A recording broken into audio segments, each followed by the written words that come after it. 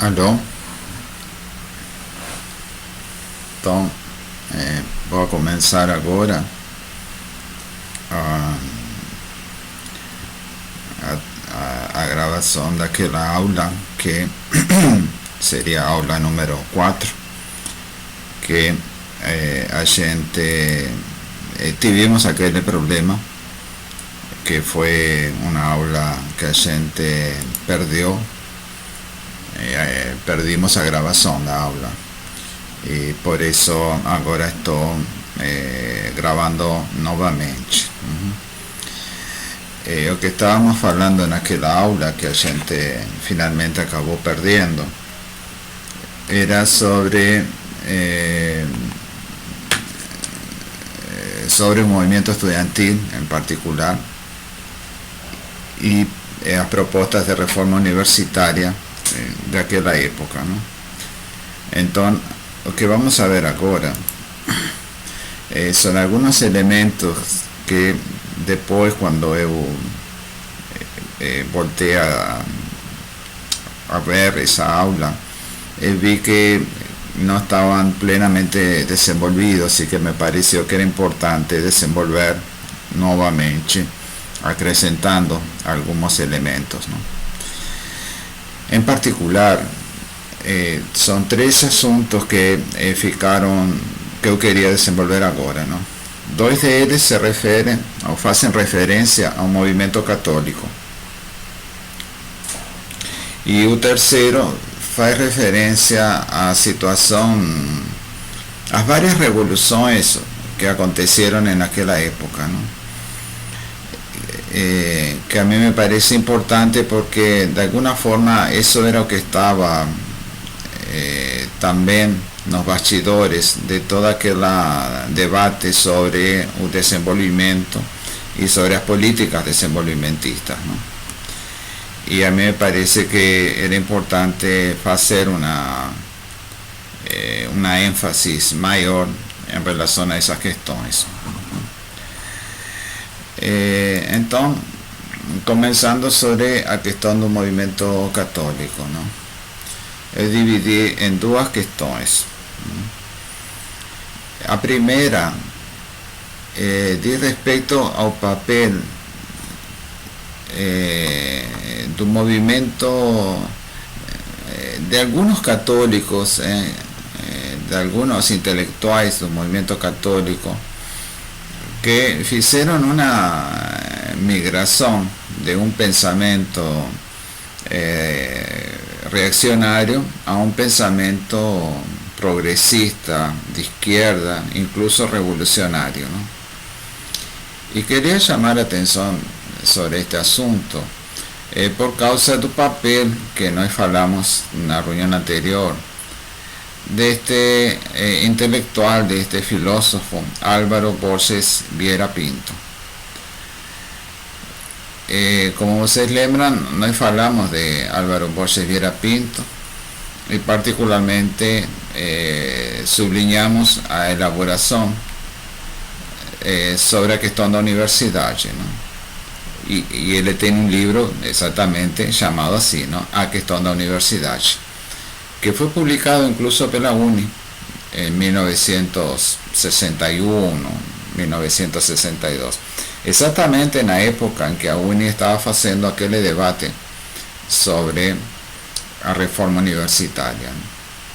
Y Álvaro Borges Vieira Pinto era entonces un intelectual reconocido por la juventud universitaria y era un intelectual que munició a los jóvenes con ideas, con propuestas en torno a cuestión de la reforma universitaria, ¿no? Y claramente, ¿no? Las posiciones de Álvaro Borges Vieira Pinto en aquella época eran posiciones bien avanzadas, bien progresistas, podríamos decir. Eran posiciones que podríamos localizar en un campo de izquierda, incluso de una izquierda revolucionaria, ¿no?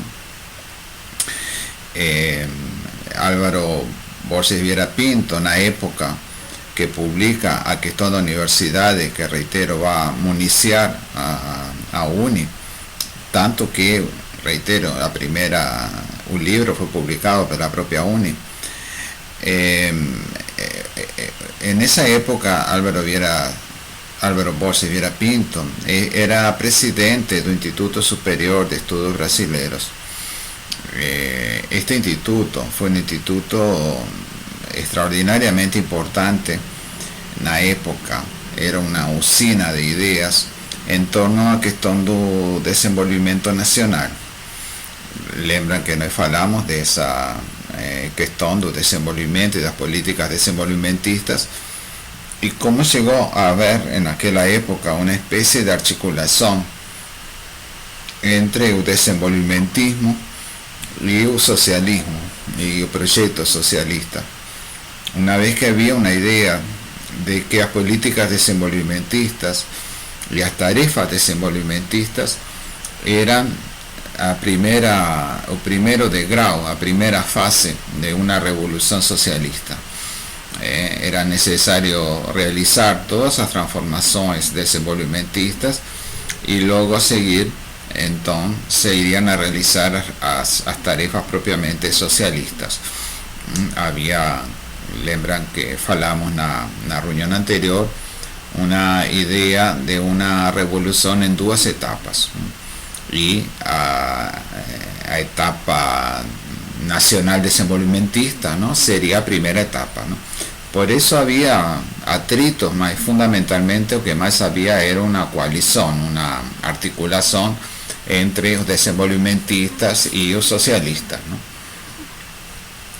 E o Instituto Superior de Estudios Brasileiros era evidentemente desenvolvimentista, ¿no? Mas aí existiam desenvolvimentistas bastante radicalizados, incluso também, não em maioria, mas também era possível localizar pensadores socialistas também. E Álvaro Borges Vieira Pinto vai entrar no Instituto Superior, no ICEB, en 1955, cuando o instituto se funda, y va a permanecer en él hasta que va a ser fechado por la propia dictadura en 1964. O sea, ya él va a trabajar en ese instituto durante toda su existencia. Y va a ser director del instituto en los años 60, exactamente en esas... en esa segunda, en la primera mitad de los años 60, hasta que el instituto va a ser fechado. Y ahí él va a salir para el exilio, en fin. Y entonces, por eso es una personalidad importante, un filósofo, un pensador. La verdad, él tiene una formación en la área de la medicina, en la área de la salud, y después se va a dedicar a los estudios filosóficos y bueno, va a ser conocido, ¿no?, como uno de los grandes filósofos, y particularmente en ese periodo de grandes lutas, ¿no?, por las llamadas reformas de base.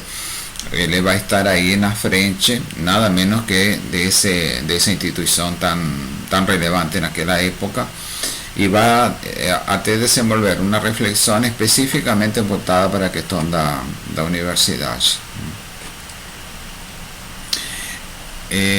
Agora, o que me chamava a atenção e que eu queria socializar, já que temos trabalhado em outros momentos questões que são curiosidades, ¿no?, que são assuntos que seria interessante poder analisar em algum outro momento.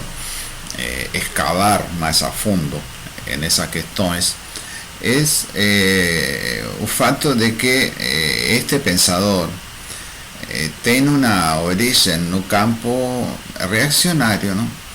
Es un pensador que nació en un movimiento integralista. Por lo menos a mí eso me llama poderosamente la atención, cómo es posible, ¿no?, cómo fue posible esa migración do integralismo para, quizás aquí no título debería colocar, para el desenvolvimentismo, ¿no?, para concepciones desenvolvimentistas, porque realmente es una transformación muy profunda, ¿no? Parecen duas concepções totalmente opostas. Una proposta conservadora y até reaccionaria para una posición de mudanzas, de transformaciones sociales profundas, incluso de carácter revolucionario, ¿no? Para explicar un pouco, eu queria falar do integralismo, muito rapidamente, claro, porque incluso para la coyuntura actual resulta interesante mencionar o lembrar de que Brasil teve una experiencia de un movimiento fascista que se llamaba integralismo, ¿no? O fascismo en diferentes países se expresó de una forma particular, ¿no? En España, por ejemplo, se llamó falangismo, ¿no? Era un movimiento falangista, las falanges, ¿no? Y aquí en Brasil se denominó movimiento integralista, y fue un movimiento grande, un movimiento de masas, no fue apenas un movimiento de algunos intelectuales que adhirieron a la visión fascista de la sociedad, ¿no? Sino que llegó a tener un movimiento de masas importante, ¿no? Se considera que Brasil tuvo un grande movimiento de masas militando a favor de las políticas y de las concepciones integralistas, ¿no? Y por eso ahí coloqué algunas pequeñas observaciones sobre el integralismo, ¿no? Brasil tuvo un movimiento, ¿no? Un partido, un movimiento político llamado Acción Integralista Brasileira, que se fundó en 1932 y tiene un grande no sentido, ¿no? Importante dirigente de la Acción Integralista, que es Plinio Salgado.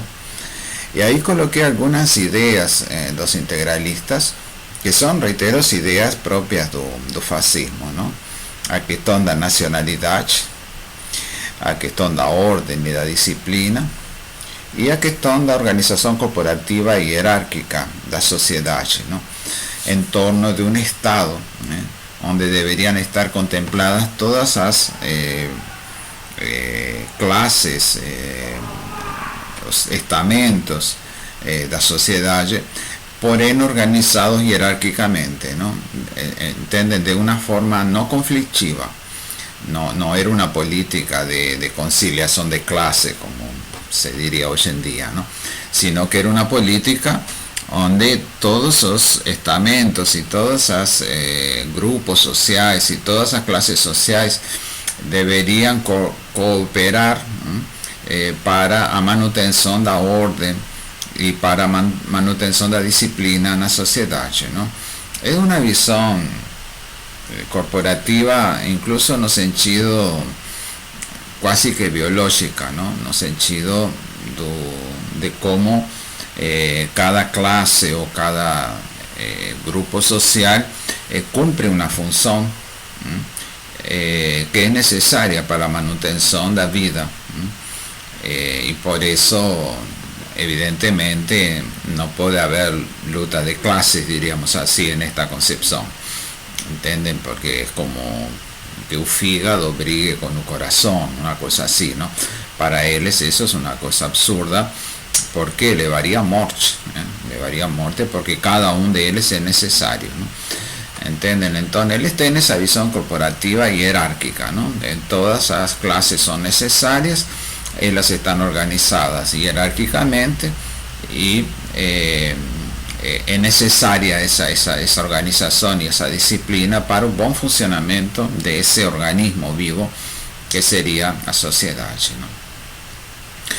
Y un nacionalismo, bueno, es un trazo fundamental, que en algunos casos incluso puede llegar no apenas a defensa de la nación, sino a una idea de superioridad nacional, como aconteció en el caso del nazismo, ¿no? Una idea de que hay un grupo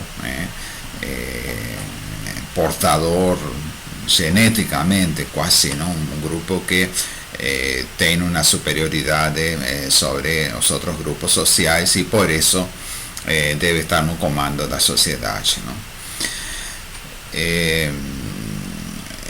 Y es una cosa interesante o integralismo, até porque nós estamos hoje em dia em uma situação muito particular da vida social aqui no Brasil, não? Estamos en una situación donde estas ideas de cuño fascista o fascistizoide están otra vez, no apenas aquí, sino en varios otros países, a un renacimiento, ¿no? de ideas fascistas y a una relegitimación, una tentativa de relegitimar estas concepciones, ¿no? Un nacionalismo contra la globalización o contra el globalismo, como algunos falan, a questão da manutenção da ordem, não?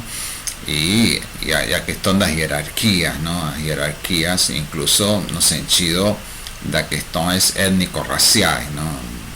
A manutenção de uma certa ordem hierárquica que nós hoje, dentro do pensamento crítico, diríamos uma hierarquia patriarcal, não? Uma certa ideia de manutenção e justificação dos beneficios, o en vez de los beneficios de la orden patriarcal, diríamos así, el carácter natural de la orden patriarcal, una orden que no puede ser negada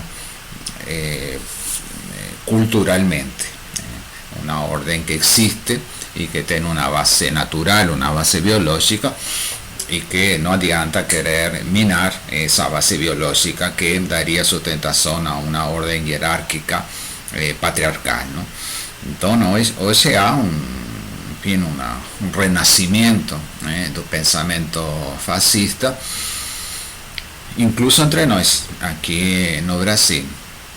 Es claro que até agora eu não tenho escutado, mas pode ser uma limitação minha, falar de neointegralismo, a gente escuta falar de neofascismo,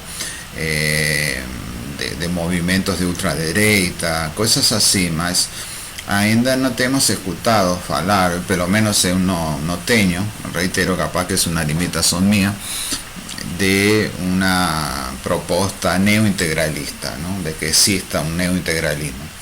Mas eu trago porque nos interesa desde el punto de vista de lo que nós estamos estudiando, que es, para parafrasear a Álvaro Borges Vieira Pinto, estamos estudiando a questão da universidade, ¿no?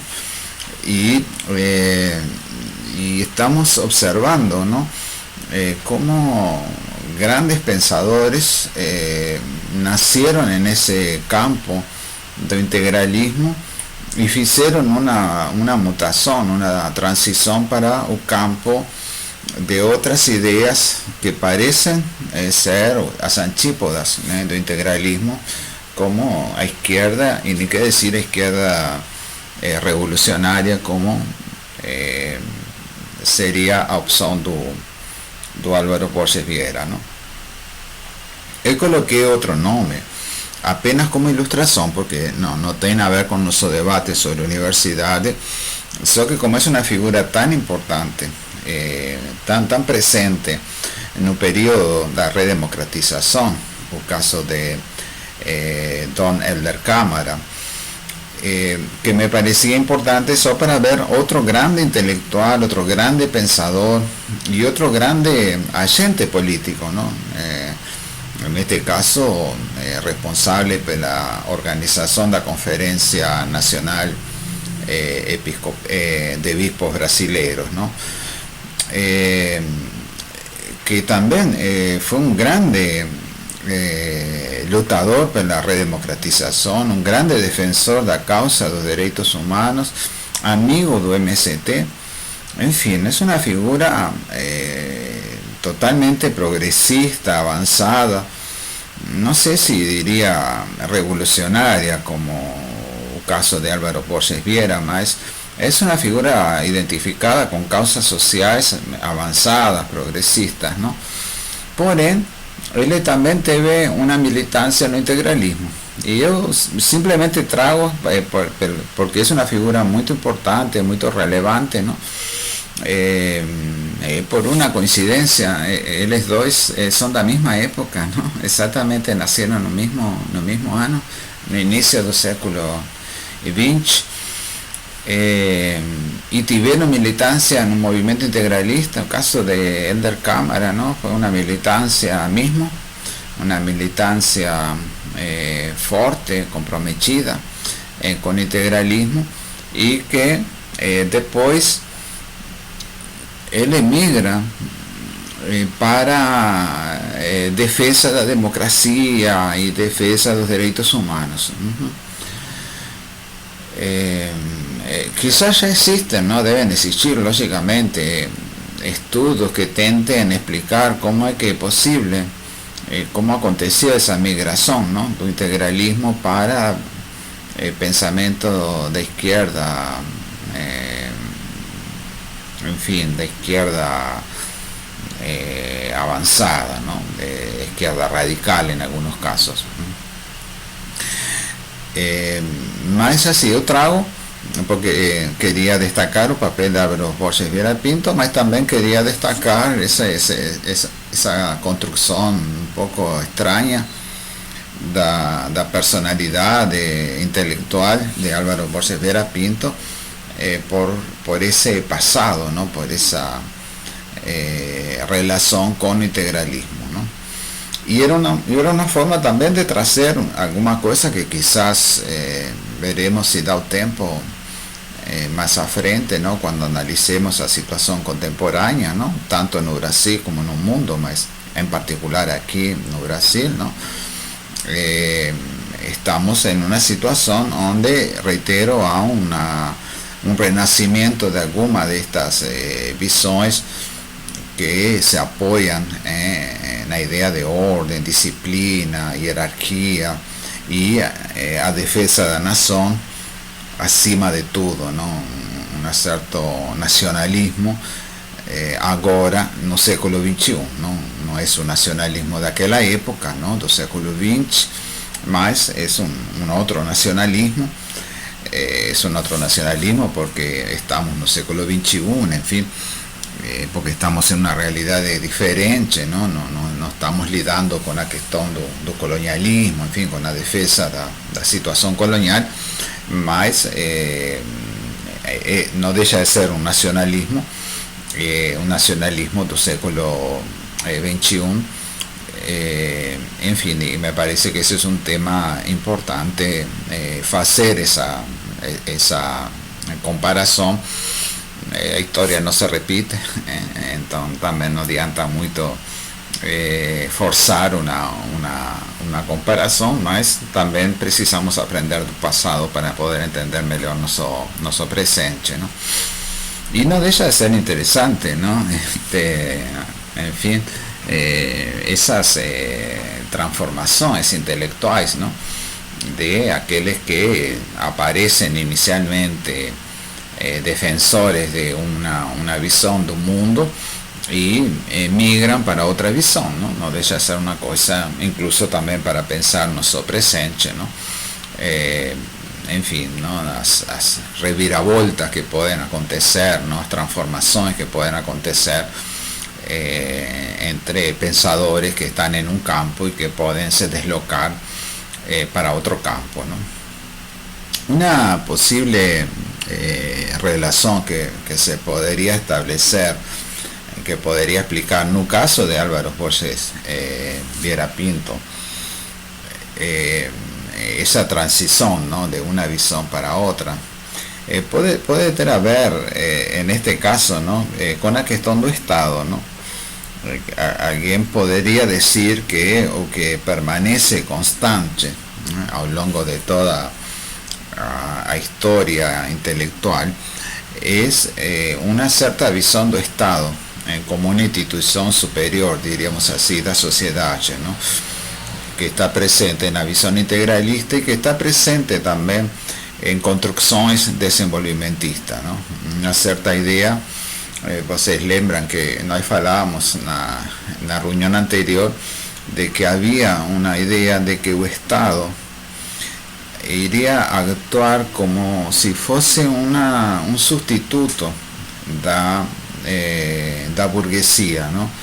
O Estado iria cumprir funções burguesas que a burguesia como classe social ela não tinha cumprido até agora, não? Lembram que dentro do projeto desenvolvimentista había una idea de que era necesario realizar determinadas tarefas democráticas, agrarias, antiimperialistas, tarefas burguesas, ¿no? Más que no habían sido realizadas por nuestra burguesía, ¿no? Que nos estábamos adentrando no século XX con un déficit, con determinadas cuestiones que deberían haber sido resolvidas no século XIX a través de una revolución burguesa, más que no fueron resolvidas porque simplemente a gente no teve esa revolución burguesa y estábamos no século XX, estábamos ya dentro del capitalismo, porém cargábamos como si fuese una mochila en nuestras costas que no nos dejaba crecer, que no nos dejaba ganar velocidad en nuestro crecimiento. Cargábamos en esa mochila, ¿no? Tarefas que no habían sido resolvidas en la época y que no habían sido resolvidas por quien debería ter resolvido esas cuestiones, que era la propia burguesía, ¿no? Eran tarefas burguesas que no habían sido resolvidas oportunamente, ¿no? Y el Estado iría a hacer esas tarefas entonces, el Estado iría a sustituir a clase burguesa y realizaría esas tarefas, ¿no? Ayudado ese Estado a los trabajadores, ¿no? Por eso que era una composición un poco compleja, ¿no? Porque envolvía que la propia burguesía sería ayudada como, en fin, una clase social que precisa de ayuda del Estado, ¿no? Para realizar tarefas, mas también sería ayudada a burguesía a realizar esas tarefas por la propia clase trabajadora, ¿no? Mas su grande articulador era el Estado, ¿no?